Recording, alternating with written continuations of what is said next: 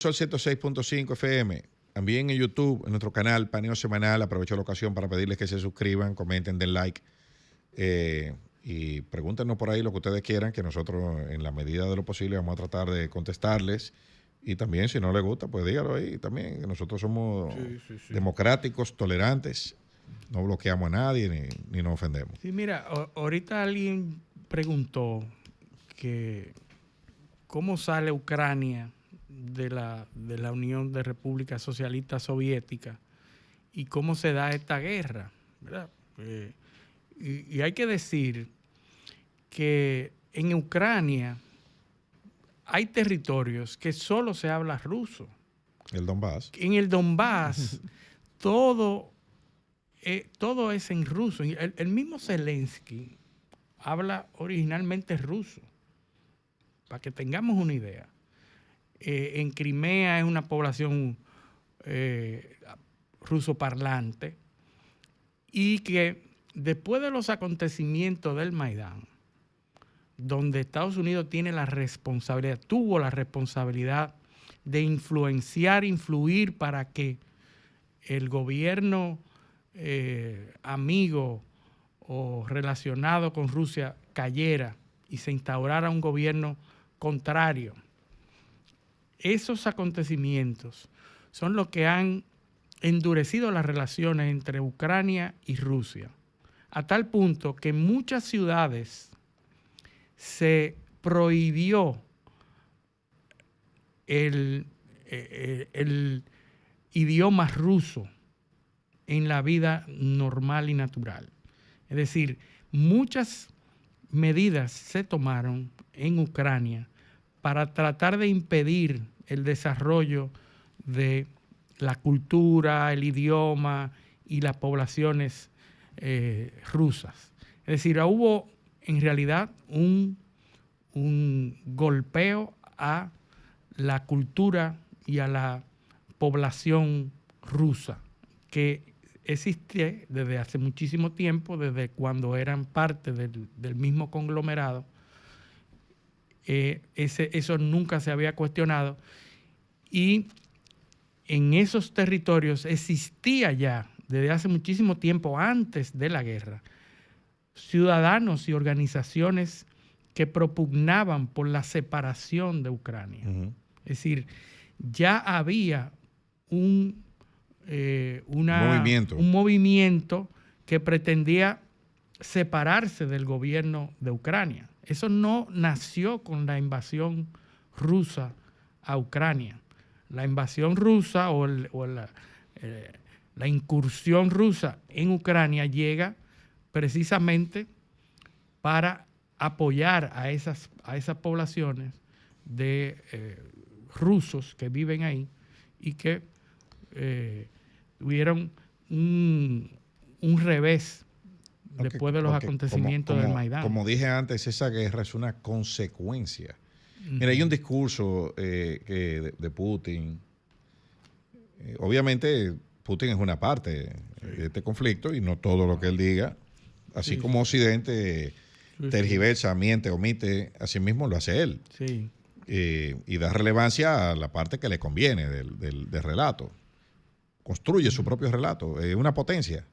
Y las potencias hacen eso. Construyen sus propios relatos donde se destacan los hechos que ellos quieren destacar.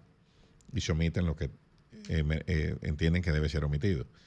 Hay un discurso de Putin de febrero del 22, un par de días antes, antes de lanzar la operación militar especial, que sí que él la denomina, todavía no se llama guerra, donde él da las justificaciones históricas de cómo ha sido el tránsito, ¿no?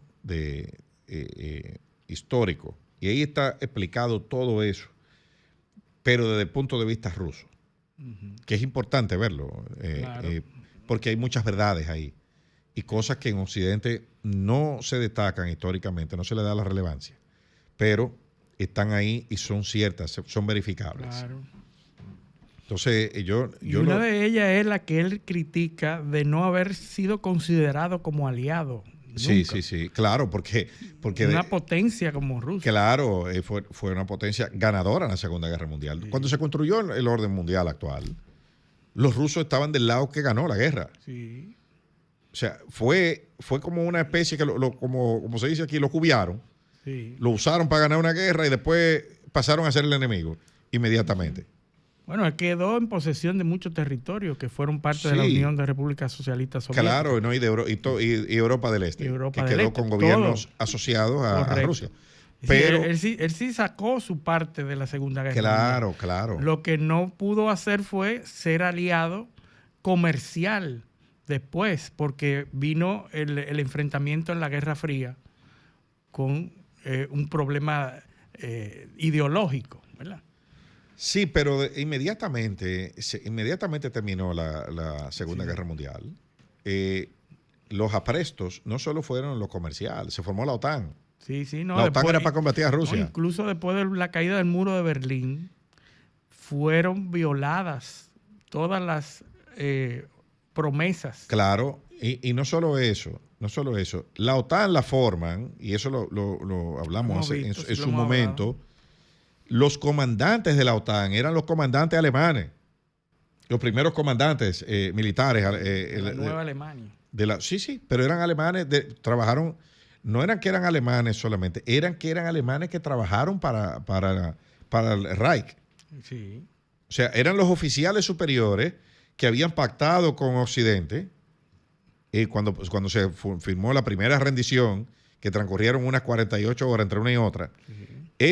Ahí inició Sí, un porque- proceso de pactos Sí, para todos esos llevarse. militares siguieron en las Claro, Fuerzas Armadas. siguieron activos con sus rangos, pero eran comandantes de la OTAN. Sí. O sea que Occidente la razón por la que esa gente era comandante de la OTAN era que eran enemigos de los rusos. ¿Entiendes? O sea, eran doble propósito. Eran alemanes, y le permitían controlar, conectar con el pueblo alemán, construir un nuevo liderazgo, pero también eran enemigos de los rusos. Y por eso estaban ahí. Que era Por el esa doble enemigo condición. común. Que era el enemigo Era el común enemigo en ese común. momento. Entonces, esa construcción de que Rusia es el enemigo, que la hace es Occidente.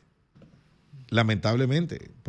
Sus razones tendrán, pero es como la trampa de Tucídides, de dos poderes. Sí.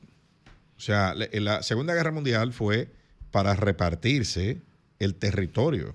Cuando se desmembra la Unión de Repúblicas Socialistas Soviéticas, la OTAN se compromete a no ir un centímetro más al oeste Ujú. y sin embargo se expande a más de 7 u 8 países más Prácticamente. a la frontera, prácticamente al patio Ujú. de la Federación Rusa.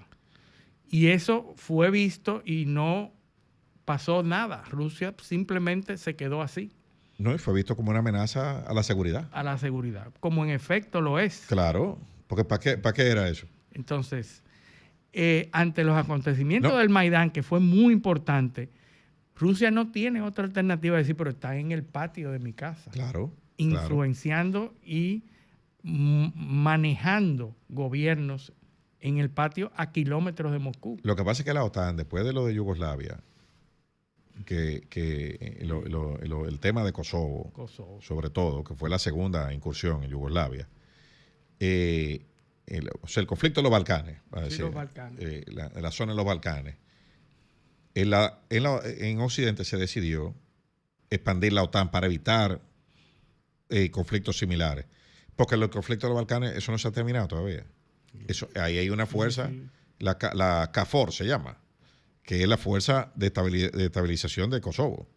O sea, ahí hay tropas que son los que están Todavía hay. garantizando, y eso está dividido en muchísimos pedazos y gobiernos con 3 gentes. O sea, eso es un equilibrio frágil que hay ahí. Y vemos lo que está pasando en Rumanía, y vemos lo que está pasando.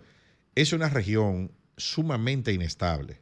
Entonces, por eso es que la OTAN decide expandirse para tratar, por lo menos ese es el discurso en Occidente. Sí. Ahora, ¿cómo lo ven los rusos? Los rusos dicen, no, pero esto es para donde mí que vienen. Sí. Y sobre todo, después de la inclusión de las repúblicas del Báltico. Lituania, Letonia, Estonia. Sí.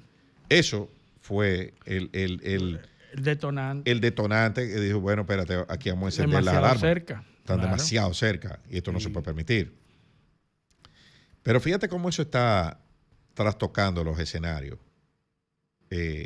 Todo el que huela a Putin en Occidente Sí. o a cercanía con Rusia, lo fumigan. Sí.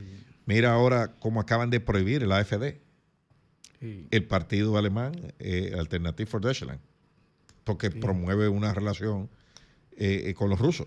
Sí, una afinidad, ¿verdad? Porque Bueno, pero vamos a decir, no tiene el discurso tan hostil sí. que tienen los que están gobernando ahora. Pero eso es inútil. Tú estás prohibiendo al 35% de la población Sí. que votó por la AfD. Claro, y que sufrió lo que era el régimen. Pero ¿verdad? al lado. lado de Alemania, en Francia, a Marine Le Pen la acaban de condenar, de inhabilitarla. Sí, sí. Lawfare. O sea, se está usando el lawfare en Francia y también en Alemania, prohibiendo judicialmente a la AfD. Entonces, ¿de qué tú me estás hablando? Y por eso lo conecto con lo que decíamos ahorita, que el relato de democracia e institucionalidad se construye en Europa, el relato occidental, sí, pero también se está construyendo eso. También se está construyendo ese tipo de instrumentos.